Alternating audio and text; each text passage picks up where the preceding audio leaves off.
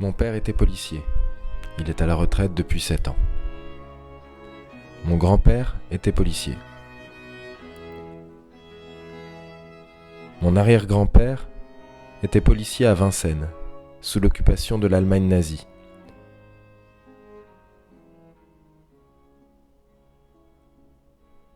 J'ai grandi dans une maison avec ma mère qui n'a jamais été en couple avec mon père. Cette maison était très vieille. Nous en sommes partis lorsque j'avais 5 ans. J'y suis retourné en août 2019 pour voir le lieu où j'avais grandi. Le bâtiment est devenu le commissariat de police municipale.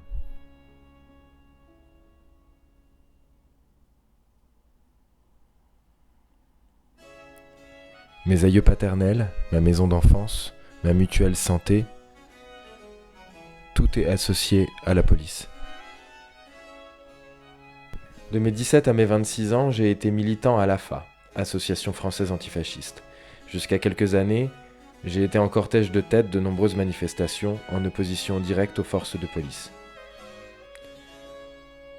En 2017, j'ai été témoin de maltraitance de 5 femmes issues de la communauté rome, humiliées par des policiers. Elles étaient accusées d'avoir volé une boîte de thon. J'ai manifesté timidement mon désaccord.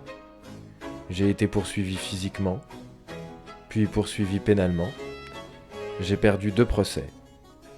L'un en 2019, l'autre en appel en 2020. J'ai été défendu par une avocate militante qui est devenue mon amie. Lors de ces années de militantisme, j'ai construit de solides amitiés. Mon père, lui, a fini sa carrière au commissariat du 12e arrondissement, dont 2 brigades ont été mises en cause pour des accusations de harcèlement de la population racisée. Il était de l'une de ces brigades en tant que simple sous-officier. Il n'a jamais eu de responsabilité au sein de l'institution policière. Nombreux de ses collègues, jeunes ou de son âge, sont devenus ses amis. Nous appartenons à 2 clans qui se tournent le dos ou qui s'affrontent.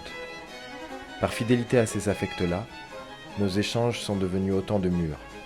Puis, l'âge venant, plus aucun conflit n'aboutissait à aucun point d'accord. La parole, nos références, les images que nous convoquions signèrent la fin de notre relation.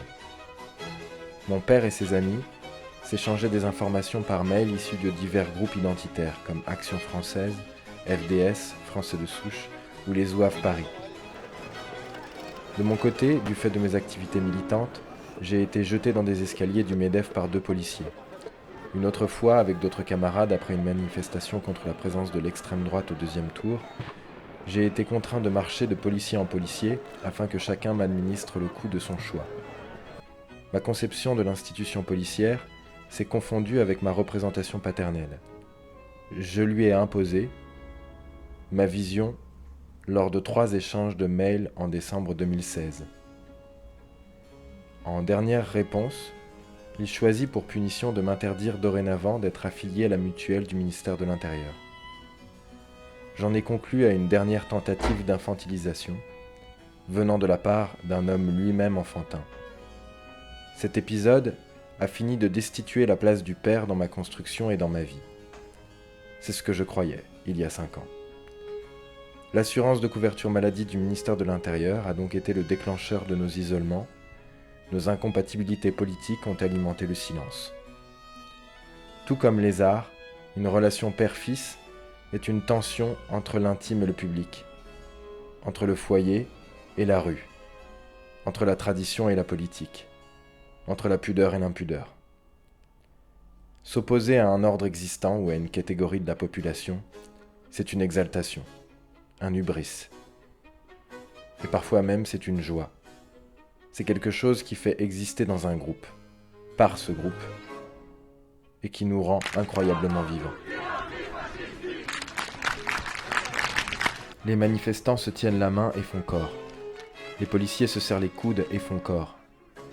La police est un esprit de corps.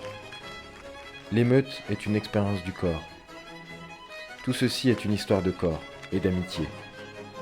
Quelle est la part d'amour et d'amitié qui conduit à l'affrontement ? Ce travail est une histoire de lien et d'affrontement.